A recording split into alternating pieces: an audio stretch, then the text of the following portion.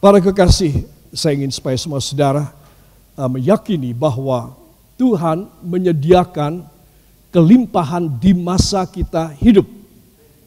Amin. Kelimpahan itu buat saudara. Kelimpahan ini bukan hanya mengenai soal keuangan, materi, dan fasilitas hidup saja. Tapi saya sudah jelaskan bahwa kelimpahan ini adalah kebenaran Allah. Katakan, kelimpahan adalah kebenaran Allah. Dari kebenaran firman bisa muncul pemberian-pemberian, tambahan-tambahan dari Allah Bapa di dalam hidup saya. Yang percaya beri tepuk tangan bagi dia. Haleluya. Ya. Kelimpahan seberang laut beralih kepadamu. Ya, saudara, mohon dibuka Kitab Nabi Yesaya pasal yang ke-60 ayat yang ke-5. 1, 2. Pada waktu itu engkau akan heran melihat dan berseri-seri. Engkau akan tercengang dan akan berbesar hati. Sebab kelimpahan dari seberang laut akan beralih kepadamu. Dan kekayaan bangsa-bangsa akan datang kepadamu. Amin. Katakan, saya akan melihat dan berseri-seri. Saya akan tercengang dan berbesar hati. Saudara, siapa yang tidak kepingin? Karena ini semuanya 3 kosakata ini mempunyai nilai dan mempunyai penekanan mengenai suatu surprising, keterkejutan, ya, sesuatu yang hebat, ya saudara. Tetapi konotasinya menyenangkan. Ya, coba, ya, kamu akan melihat dan heran dan berseri-seri. Bukan kamu akan ketakutan. Ya, bukan satu surprise yang horor, tapi surprise yang membawa kebahagiaan. Ya, kamu akan tercengang dan berbesar hati, saudara. Nah, saya yakin setiap orang hidup ingin ada surprise, ingin ada sesuatu yang mencengangkan, yang mengagetkan, dan yang membuat dia menjadi sangat terkesan, saudara. Sudah pasti di bidang yang benar dan baik, saudara. Ini Tuhan berikan, ya, saudara. Heran sekali. Bila saudara membaca tema ataupun judul dari pasal 60 dari kitab Nabi Yesaya tentang Sion Tuhan. Katakan, saya adalah Sion Tuhan. Yaitu orang yang dijanjikan tanah perjanjian yang kekal. Ya, itu Sion. Saudara, kita tidak kembali ke Israel, tetapi kita akan kembali ke Yerusalem baru di dalam kerajaan sorga. Itulah orang yang dinamakan sebagai Sion, ya saudara. Nah, dalam ayat yang ke-5, saudara, pada waktu itu engkau akan heran melihat dan berseri-seri. Engkau akan tercengang dan berbesar hati. Apa sebab? Sebab kelimpahan dari seberang laut, katakan, sebab kelimpahan dari seberang laut akan beralih kepada saya. Saudara, nah, peralihan. Katakan, peralihan kelimpahan dari seberang laut mempunyai makna apa yang mata saya belum lihat, apa yang telinga saya belum dengar, apa yang belum timbul di hati saya, akan Tuhan berikan, dialihkan kepada saya. Amin. Ya, saudara, di dalam naskah Alkitab bahasa Inggris dalam King James 2000 disebutkan, ya, saudara, the abundance of the sea shall be converted unto you. Akan dikonversikan kepadamu, ya saudara. Nah, jadi kelimpahan dari laut, dari seberang laut, saudara. Sekali lagi, konotasi makna dari seberang laut adalah apa yang saya belum lihat, apa yang saya belum dengar, apa yang belum timbul dalam hati saya. Mungkin saudara punya pikiran, wah, ada seseorang yang kaya raya di sana mewariskan kepada saya. Ya, sudah jangan ngimpi, ya saudara, itu tidak penting. Tapi maksud daripada firman adalah Tuhan ingin memberikan kelimpahan dari yang belum dilihat, belum didengar, belum dimaksud dan diniati dalam hati.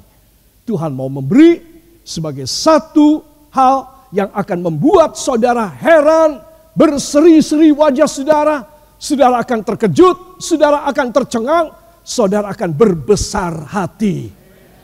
Katakan, saya akan meninggal dunia dengan berbesar hati. Itu tujuan Tuhan memberkati saya. Yang percaya, beri tepuk tangan bagi dia. Haleluya. Jadi semua yang dikonversikan, saya ulangi, satu, konversi tentang apa? Tentang tegangan. Karena manusia hidup membutuhkan listrik, ya, tenaga untuk membantu kita bisa hidup demi kemaslahatan manusia yang hidup dengan normal dan nyaman, dibutuhkan listrik, saudara. Tapi listrik yang sampai di rumah kita bukan listrik yang berbahaya. Ya, saudara, sudah pasti jangan main-main dengan listrik. Walaupun sampai di rumah saudara, itu hanya 220 volt. Tapi orang bisa mati, saudara. Tapi di sini kita melihat tegangan listrik dari sutet, ya, saluran udara, tegangan ekstra tinggi. Ekstra tinggi. Itu adalah 1/2 juta volt. 500 kilovolt. Saudara, yang keluar dari PLTA atau PLTU, saudara, semula hanya 24.000 volt. Kemudian di step up dengan transformator menjadi 1/2 juta volt. Supaya apa? Supaya dari PLTA atau pembangkit listrik ini bisa disalurkan ke seluruh Pulau Jawa atau ke seluruh Nusantara. Saudara, itu sebab harus ada tekanan yang dahsyat, 1/2 juta volt.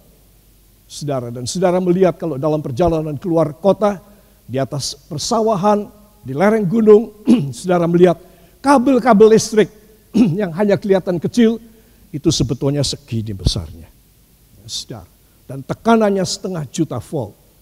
Orang 3 meter di situ akan terpental. Ya, saudara.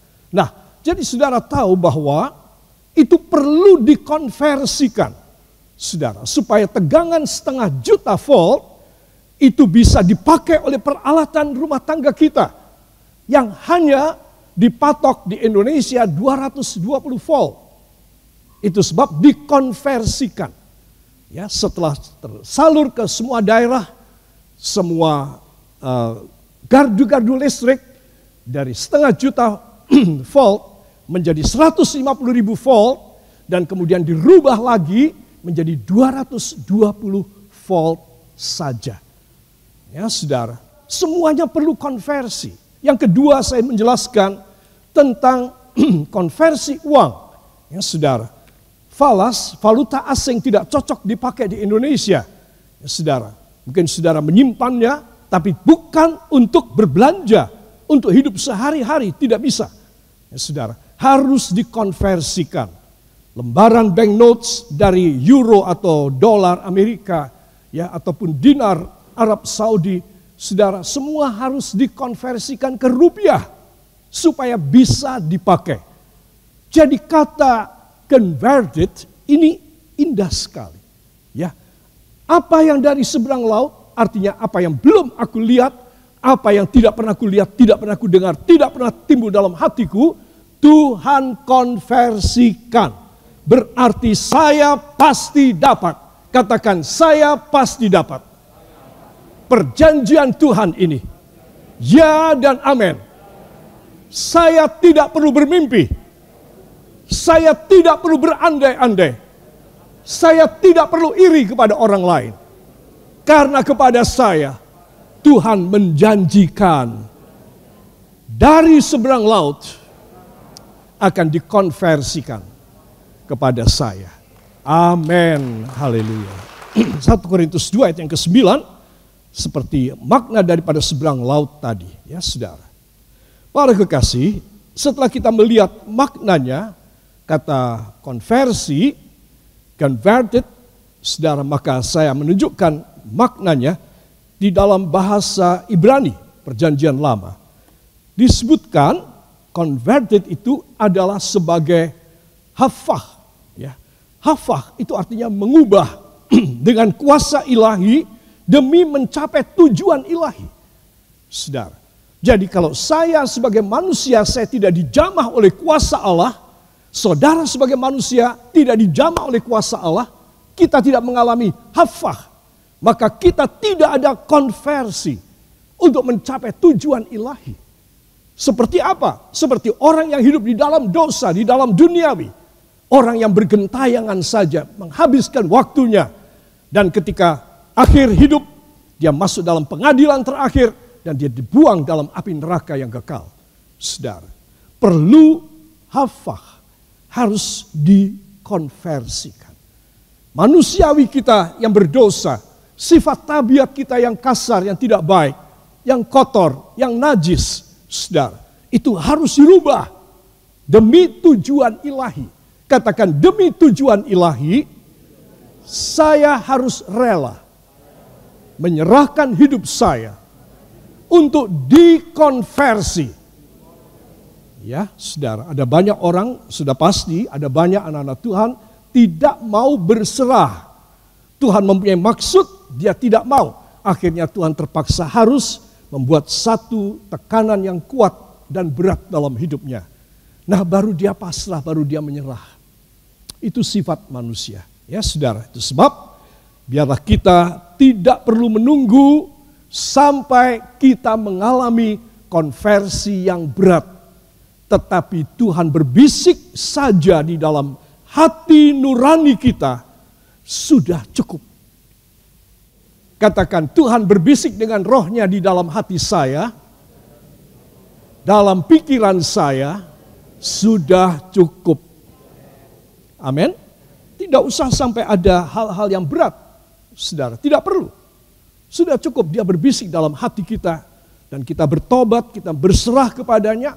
Maka semua hal menjadi baik. Dan dalam tempo singkat kita bisa mengalami hasil daripada konversi ilahi tersebut. Ya. Sebagai misal, kata hafah ini dalam perjanjian lama, contohnya adalah Tuhan menyuruh Musa mengedangkan tongkatnya. Tongkat Musa masih ketinggalan di Magelang. Ya. Mengedangkan tongkatnya di atas sungai Nil. Lalu kemudian air sungai Nil menjadi darah. Menjadi darah. Saudara, ini adalah satu konversi dari kuasa Allah untuk meyakinkan Firaun. Saudara, keran, saluran air, kolam ikan, ataupun tempat mandi daripada Firaun, saudara, semua darah. Di rumah-rumah rakyat Mesir, semua darah. Kecuali di rumah masyarakat Israel, para budak, airnya biasa, bening. Tetapi di pihak Mesir, semua menjadi darah. Sehingga, saudara bisa bayangkan, ya saudara, kalau kita berdarah sedikit saja, bau darah itu sudah begitu kuat. Saudara, seluruh Mesir berbau kematian, berbau darah. Seperti ada satu kecelakaan yang dahsyat dan banjir darah di mana-mana. Firaun ketakutan dan dia memberi izin Israel untuk pergi keluar. Walaupun setelah Israel mau berangkat, dia cabut lagi. Dia punya maklumat bahwa boleh pergi, dia larang, tidak boleh lagi. Saudara, itu maksud Tuhan supaya seluruh penduduk Mesir, dari rajanya sampai rakyat jelata, semua melihat kuasa Allah. Mereka melihat satu konversi hafah dari air yang bening yang menjadi sumber kehidupan mereka, saudara, sekarang menjadi darah. Ya, saudara. Kemudian juga ketika Tuhan membelah Laut Teberau, saudara, dan bangsa Israel berjalan di dasar laut yang kering, saudara. Di sini ada tembok air sampai tinggi, di sini kering semuanya. Dan mereka berjalan di tanah yang kering, yaitu di dasar laut, sampai ke seberang. Saudara-saudara, di sini kita melihat Tuhan ingin supaya maksud ilahinya tercapai. Amin. Katakan, maksud ilahi. Ayo, tangan saudara. Yang ini di sini.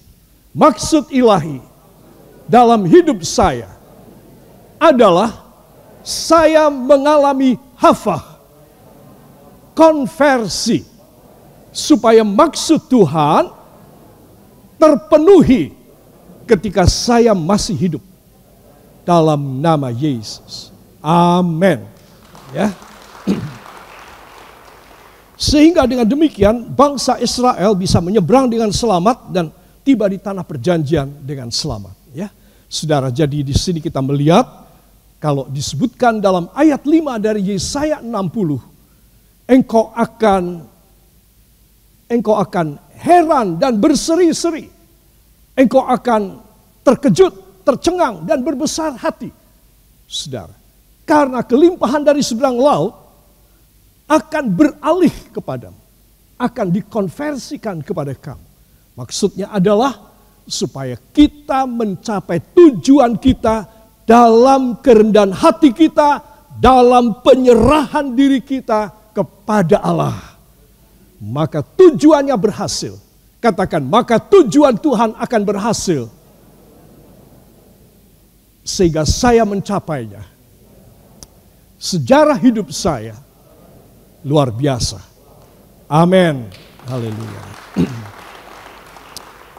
I have to make clear about this, that God converted.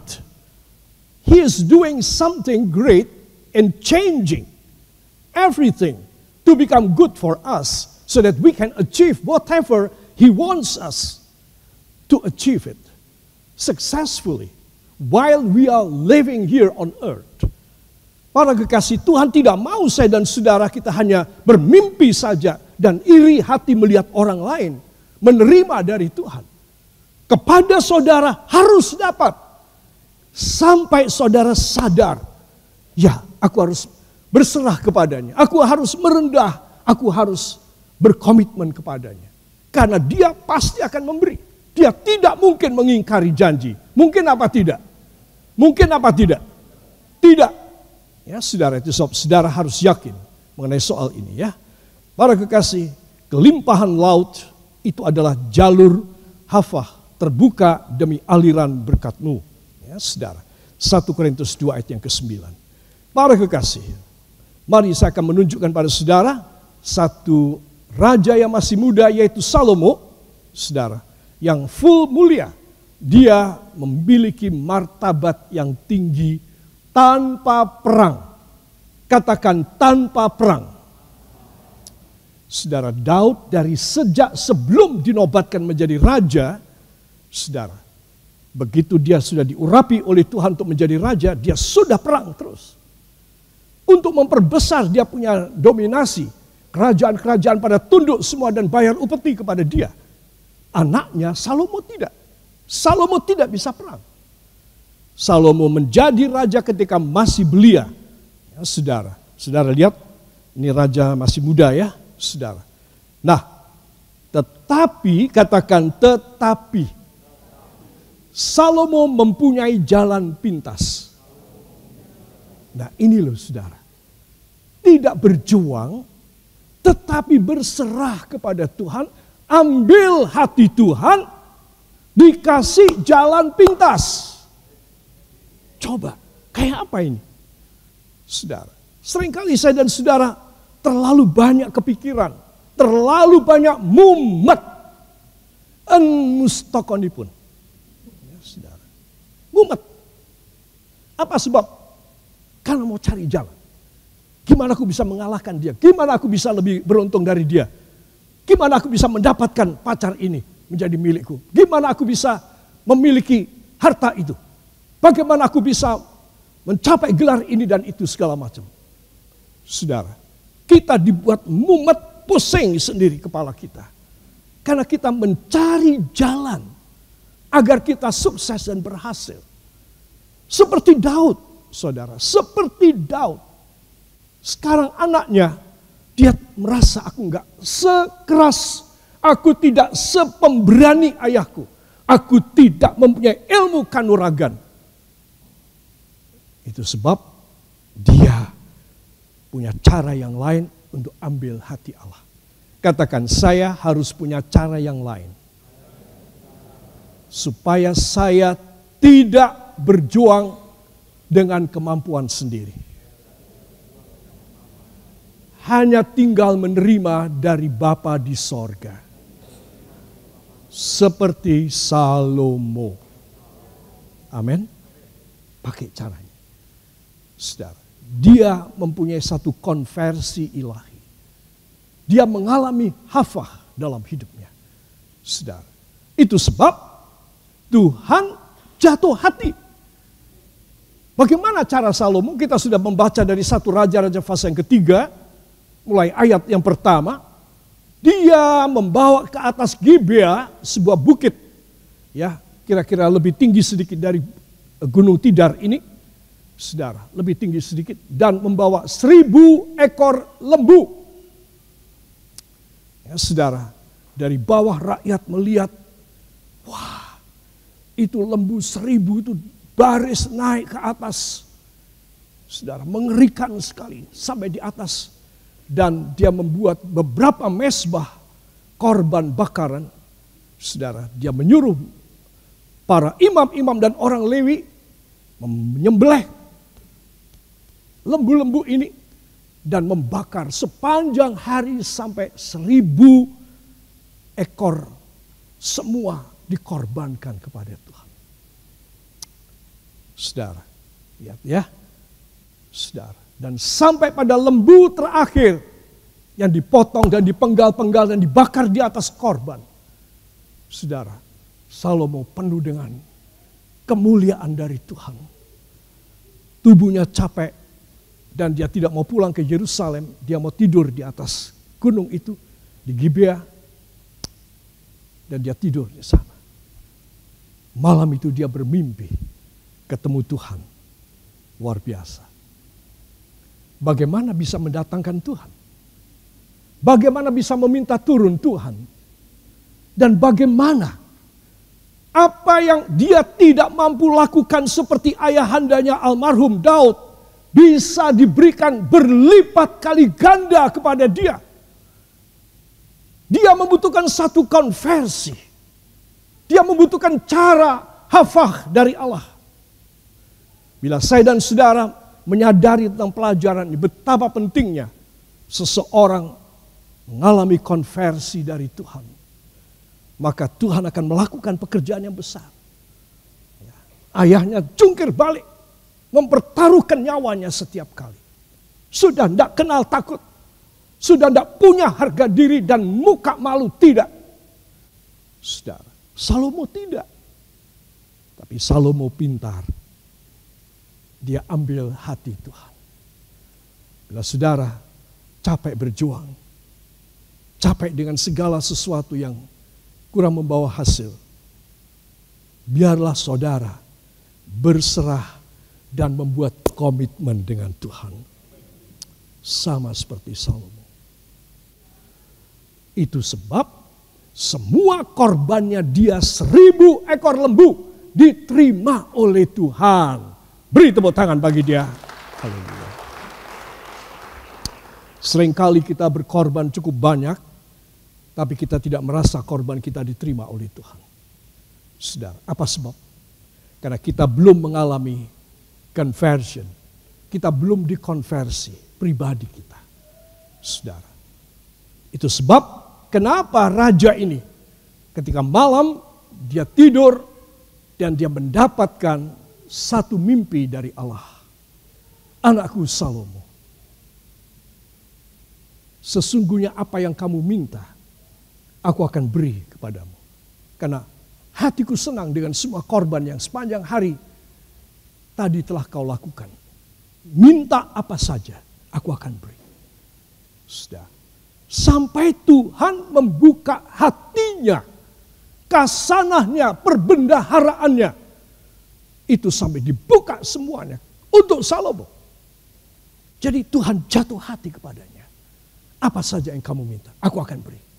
Apakah nyawa dari musuh-musuhmu? Apakah kekayaan yang dahsyat? Aku akan beri kepada kamu. Salomo menjawab dalam mimpinya, tidak Tuhan. Aku seorang raja yang masih muda dan tidak ada pengalaman. Dengan apa seorang muda bisa memerintah bangsa yang besar ini? Bahkan aku tidak tahu cara untuk mengaturnya. Itu sebab aku cuma minta hikmat. Apa saudara? Hikmat. Yang diminta oleh Salomo ini adalah hikmat.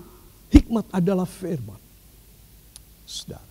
Terus orang yang meminta rahasia firman dibuka kepada pribadi dia. Dan dia mau belajar dan dia mau menundukkan diri kepada hikmat Allah. Saudara, katakan, orang itu pasti dapat jalan pintas. Amin. Orang itu pasti dapat jalan pintas. Saya yakinkan, saudara. Orang itu pasti dikasih jalan pintas. Itu sebab dengan hikmat dari Roh Kudus, Salomo menjawab dalam mimpinya, dia cuma minta hikmat saja. Saudara, dan pada waktu itu Allah jatuh hati kepadanya. Katakan, Allah jatuh hati. Saudara, istimewa sekali. Dan Allah berkata, dan juga apa yang tidak kau minta, aku berikan kepadamu. Baik kekayaan maupun kemuliaan. Sehingga sepanjang umurmu takkan ada seorang pun seperti engkau di antara raja-raja. Coba. Dahsyat sekali kan? Sepertinya 40 tahun masa jaya ayahandanya almarhum Daud berjuang, berperang, berlepotan darah, luka di mana-mana. Semua diringkas oleh Allah. Dalam sehari semalam. Sehari Allah menerima korban, semalam Allah memberi berkat. Saudara, hebat sekali ini orang. Kok bisa-bisanya? Kerja ayahnya 40 tahun suntuk. Berjuang mempertaruhkan nyawa. Saudara, tidak tahu malu. Kalau saudara membaca beberapa kisah dari Raja Daud dalam 2 Samuel mulai sampai kepada diulangi pada 1 Raja-Raja, saudara, kadang-kadang dia orang tidak tahu malu sama sekali. Dia lakoni aja, dia jalani saja. Saudara, itu semua diringkas dalam sehari semalam oleh anaknya, oleh Salomo. Diringkas 40 tahun. Diringkas menjadi sehari semalam. Sehari dia memberi, semalam dia menerima. Saudara, semua katakan, Tuhan itu luar biasa. Amin. Beri kemuliaan yang baik bagi dia. Bila saudara berjuang bagi dia, saudara, dia tidak mau meminta perjuangan saudara 40 tahun suntuk. Kalau hati saudara benar di hadapannya, benar-benar berkenan kepadanya, sehari cukup. Itu ekuivalen, itu senilai dengan 1000 ekor lembu. Tetapi kalau hati saya tidak berkenan kepada Tuhan, barangkali kita bisa memberikan 2000 ekor lembu atau 10.000 ekor lembu. Tuhan tidak akan datang pada malam harinya. Saudara. Jadi rahasianya ada pada apa? Rahasianya pada konversi hati kita di hadirat Tuhan. Bila hati kita berkenan kepadanya, maka pasti Tuhan akan membuat shortcut, jalan pintas, sehingga kita boleh menerima hal yang ajaib, hal yang dahsyat, hal yang luar biasa. Angkat tangan saudara. Ya Bapa yang baik, hamba telah belajar akan rencana Tuhan di dalam hidup hamba. Seperti Salomo, sepanjang hari berkorban, maka engkau pada beberapa menit di malam hari menjamin Salomo, seumur hidup Salomo, dahsyat. Biarlah itu terjadi pada hamba dalam nama Yesus. Amin. Haleluya.